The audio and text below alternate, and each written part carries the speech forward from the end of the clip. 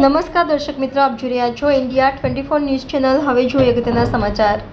સાપુતારા પોલીસે હાથ બનાવટની પિસ્તોલ ઝડપી। સાપુતારા ચેકપોસ્ટ પર ચેકિંગ દરમિયાન મહારાષ્ટ્રથી ગુજરાત આવતી એક અર્ટિગા કારમાંથી ઝડપાઈ pistol.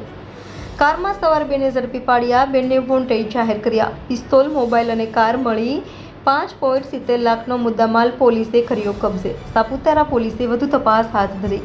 India 24 news channel, Saputara.